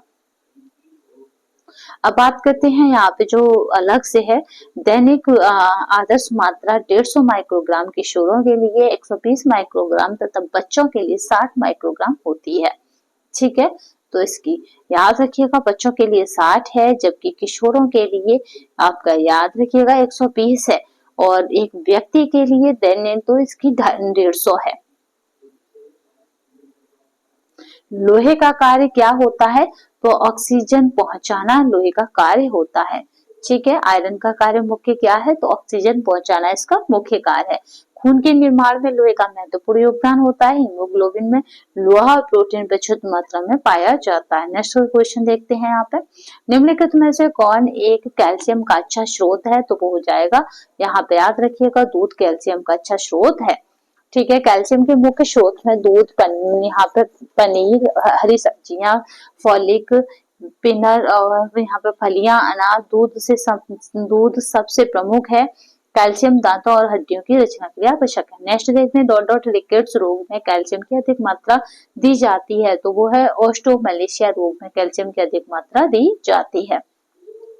ऑस्ट्रोमलेशिया तथा रिकेट्स रोग में कैल्शियम की अधिक मात्रा दी जाती है। विटामिन डी तथा कैल्शियम की कमी से बच्चों में रिकेट्स रोग हो जाता है। वयस्कों में विटामिन डी की कमी से ऑस्ट्रोमलेशिया नामक रोग हो जाता है, जबकि विटामिन डी कैल्शियम तथा फास्फोरस के स्वांगीकरण के लिए अत्यंत उपयोगी है। ठीक है, नेक्स्ट देखते हैं यहाँ पे, याद रखिएगा ऑस्ट्रोमलेशिया तथा रिकेट्स रोग कैल्शियम की अधिक मात्रा दी जाती है और रिकेट्स रोग में, और विटामिन डी तथा कैल्शियम की कमी से बच्चों में रिकेट्स रोग होता है। वयस्कों में विटामिन डी की कमी से ऑस्ट्रोमलेशिया नामक रोग हो जाता है। विटामिन डी याद रखिएगा कैल्शियम तथा फास्फोरस के स्वांगीकरण के लिए आवश्यक है। निम्न में से एक खनिज लवण स्रोत है, तो याद रखिएगा हरे पत्तेदार सब्जियां। ठीक है, दूध, सोयाबीन और संतरा, तो ये सब विटामिन के अच्छे स्रोत हो जाते हैं। बट हरे पत्तेदार सब्जियां, फलियां, सूखे मेवे, अंडे, मांस, मछली आदि खनिज लवणों के अच्छे स्रोत हैं। याद रखिएगा, खनिज लवणों को रक्षात्मक भोज्य पदार्थ माना जाता है। हमारे शरीर में लगभग 4 से 5% तक अंश खनिज लवणों का होता है, मुख्यतः 4% तक होता है, याद रखिएगा। विटामिन ए की कमी से कौन सा रोग हो जाता है? तो रतौंधी जो है विटामिन ए की कमी से हो जाता है। ठीक है, तो याद रखेंगे रतौंधी जो है जीरोफिलिमिया यहाँ पे याद रखिएगा डर्मेटोटिस नामक रोग हो जाता है। बेरी विटामिन बी1 की कमी से होता है। स्कर्वी रोग विटामिन सी की कमी से होता है तथा रिकेट्स रोग बच्चों में विटामिन डी की कमी से होता है। शरीर को ऊर्जा न देने वाला भोज्य तत्व है तो वो है खनिज लवण। वो क्या हो जाएगा? खनिज लवण हो जाएगा। खनिज लवण शरीर को ऊर्जा न देने वाला भोज्य तत्व खनिज लवण है। शरीर को ऊर्जा देने वाला तत्व कार्बोहाइड्रेट वसा है। निर्माणकारी तत्व प्रोटीन, खनिज तथा जल है। प्रतिरक्षा प्रदान करने वाले तत्व विटामिन, खनिज लवण है। ठीक है, ऊर्जा ना देने वाले कौन है? खनिज लवण। शरीर को ऊर्जा देने वाले तत्व कार्बोहाइड्रेट वसा और आपका कार्बोहाइड्रेट वसा, ठीक है, इससे ऊर्जा मिलती है। निर्माणकारी तत्व में हम प्रोटीन को कहते हैं, क्योंकि प्रोटीन क्या करती है? रिपेयरिंग का काम करती है, नए कोशिकाओं को निर्माण करती है। खनिज तथा जल है। ठीक है, उसके बाद आ जाएंगे यहाँ पर प्रतिरक्षा प्रदान करने वाले यानी सुरक्षा प्रदान करने वाले विटामिन और खनिज लवण है। हृदय की धड़कन नियंत्रित करने के लिए कौन सा खनिज आवश्यक है? तो यहाँ पे जो राइट आंसर हो जाएगा वो क्या हो जाएगा? तो सोडियम हो जाएगा। वो क्या हो जाएगा? तो सोडियम हो जाएगा। हृदय की धड़कन नियंत्रण करने के लिए सोडियम आवश्यक है। उच्च रक्तचाप में नमक यानी सोडियम का प्रयोग हानिकारक होता है। यह शरीर में जल संतुलन के लिए अति महत्वपूर्ण खनिज तत्व है। अस्थि मृदुता यानी खनिज की हीनता होती है। तो यहाँ पे जो राइट आंसर है वो है कैल्शियम। ठीक है, कैल्शियम की कमी से शरीर में अस्थि यहाँ पे मृदुता होती है। कैल्शियम की कमी के प्रभाव से अस्थि मृदुता नामक रोग उत्पन्न होता है, जिसमें हड्डियां कमजोर भुरभुरी हो जाती हैं, जिसके टूटने का भय रहता है। हीमोग्लोबिन के निर्माण हेतु दोनों की आवश्यकता होती है। तो हीमोग्लोबिन के निर्माण में लोहा तत्व यहाँ पे फॉलिक अम्ल दोनों की आवश्यकता होती है। हीमोग्लोबिन के निर्माण के लिए लोहा तत्व और फोलिक अम्ल दोनों की आवश्यकता है। लोहा तत्व लाल रक्त कणिकाओं के निर्माण में भाग लेता है। यह रक्त में हीमोग्लोबिन का निर्माण करता है। फोलिक अम्ल जल के विलय है। इसका कार्य रुधिराणु एवं हीमोग्लोबिन का निर्माण करना है। फोलिक के अभाव में स्थूला गुण यहाँ पर अरक्तता हो जाती है। मानव शरीर में कितने खनिज लवणों की आवश्यकता होती है?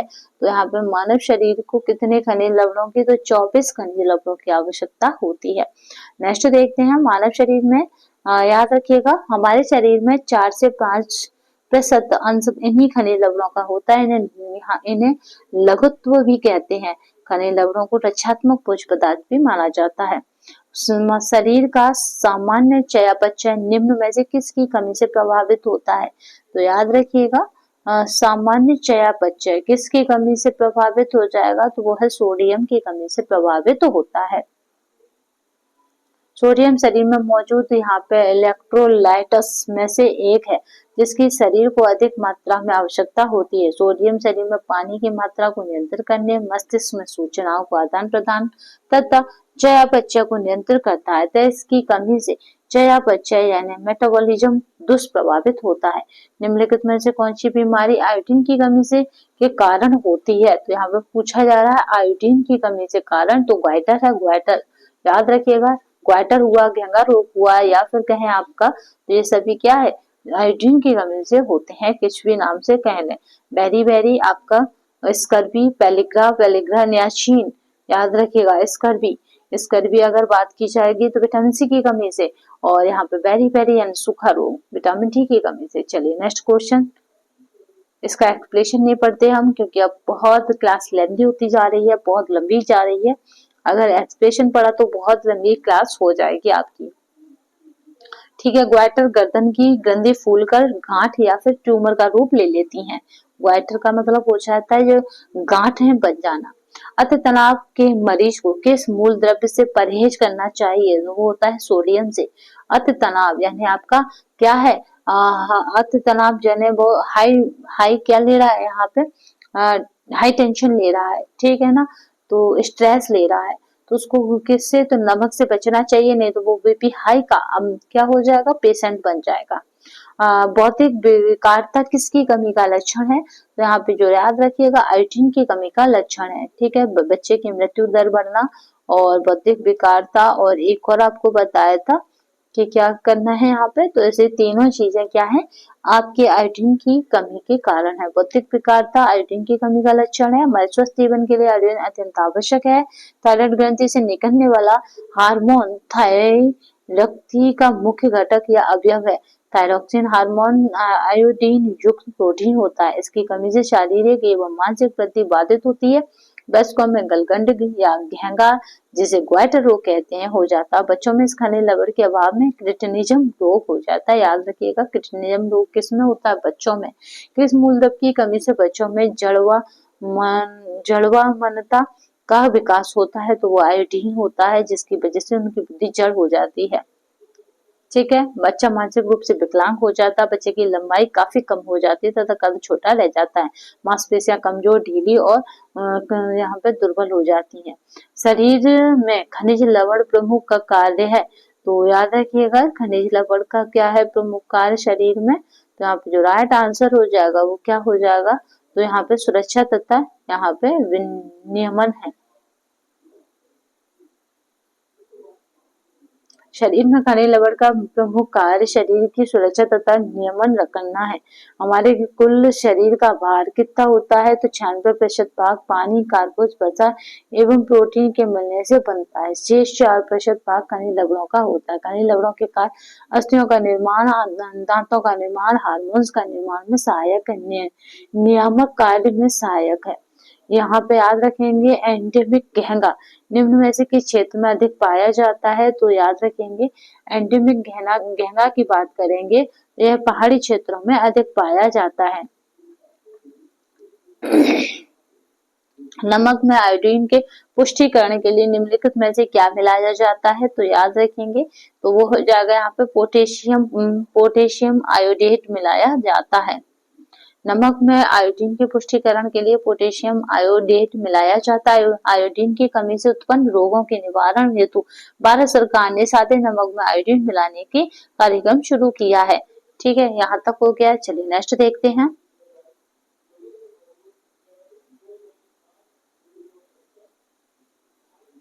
क्योंकि काफी लंबी आपकी ये श्रृंखला हुई जा रही है। कौन सा क्वेश्चन था, ठीक है, यहाँ तक हो गया। Potassium iodate. चलिए, भोजन को सोडियम की अत्यधिक मात्रा से, तो यहाँ पे उपयुक्त सभी है। रक्तचाप बढ़ता है, तरल आहार अवधारणा होता है, और यहाँ पे बढ़ता हुआ रक्तचाप आयतन होता है। भोजन में सोडियम की अत्यधिक मात्रा से उपयुक्त सभी, ठीक है। कुल मात्रा का 50% हिस्सा कोशिकाओं के बाह्य तरल द्रव्य में मिलता है, याद रखिएगा, एक्सटर्नल क्लूलर फ्लूइड में मिलता है। 40% हड्डियों में विद्यमान रहता है, 10% कोशिकाओं में तरल रूप में होता है। भोजन में सोडियम के अत्यधिक निम्नलिखित रोग होते हैं। रक्तचाप हो जाएगा, रक्तचाप बढ़ता है, तरल का अवधारण होता है, और बहता हुआ रक्त का आयतन बढ़ता है। घेंगा रोग किसकी कमी से होता है, तो भाई घेंगा रोग आयोडीन की कमी से होता है। बहुत इंपॉर्टेंट है घेंगा, ठीक है। कई क्वेश्चन घेंगा से बन चुके हैं। चलिए नेक्स्ट क्वेश्चन देखते हैं। चलिए यहाँ पे इसको नहीं देखते, घेंगा को प्रस्तुत खाद्य नमूनों में कहलाता है, तो ये लवण होता है, ये हम इसकी व्याख्या भी कर चुके हैं, तो इसको भी नहीं करेंगे, स्किप कर देते हैं। अब यहाँ पे देखिए ये वाला जो है इसको हम यहाँ देख लेते हैं। 10 ग्राम खाद्य पदार्थों में उपस्थित आयरन की मात्रा के अनुसार अवरोही क्रम, आरोही नहीं अवरोही क्रम, अवरोही का मतलब हो गया 100, फिर यहाँ पे 99, इस तरह से। तो लोबिया, तरबूज, लीवर, बादाम और मेथी की पत्ती, ठीक है। एस्कॉर्बिक एसिड तथा आयरन का आहार में परिणाम 2:1 होना चाहिए। भारतीय यहाँ पे शाकाहारियों के आहार में एस्कॉर्बिक, याद रखिएगा एस्कॉर्बिक क्या करना है यहाँ पे, भारतीय जो है उनके में आयरन का अवशोषण अच्छी तरह से होता है। तो ये बात क्या है, तो याद रखिएगा ये बात कैसी है, तो ये बात आपकी सही है, ठीक है ना। और आज संपूर्ण सही स्पष्टीकरण भी है इसका। तो इस तरह से याद रखिए, भारतीय शाकाहारियों को आहार में एस्कॉर्बिक एसिड का परिणाम अच्छा होने पर आयन का अवशोषण अच्छी तरह से होता है। ये दोनों चीजें सही है, ठीक है, वो इसका स्पष्टीकरण है। तो यहाँ पे सब सही है। चलिए नेक्स्ट क्वेश्चन देखते हैं। पालक में लोहे अंश का सबसे अधिक है, लेकिन इसकी जैव उपलब्धता इतनी अच्छी नहीं है, इसकी वजह से निम्न में से किसकी उपस्थिति है। तो याद रखिएगा, जैव विविधता इसकी अच्छी नहीं है क्योंकि यहाँ पे ऑक्सीडेट्स पाया जाता है। नेक्स्ट यहाँ पे ये पेयर्स है, इसको हम यहाँ देख लेते हैं। अगर वो कोई बात करते हैं किसकी, फिजियोलॉजिकल ग्रुप है, यानी वयस्क पुरुष को कितना लोहा लेना है, तो 17 लेना, गर्भवती महिला को 35 लेना है, और स्तनपान कराने वाली को 21 लेना है, और 13 से 15 आयु बालिका को, गर्ल्स को 27 लेना है, बॉयज को 16 से 17 वर्ष के 28 लेना है। कैल्शियम किसके लिए आवश्यक है, तो अस्थि, यहाँ पे स्वस्थ अस्थियां कैल्शियम के लिए आवश्यक है, ठीक है। तो ये हमारी पूरी आज हमने श्रृंखला कर ली। ये वाली थोड़ा स्पीड से इसलिए चलाई है क्योंकि काफी लंबी श्रृंखला जा रही थी।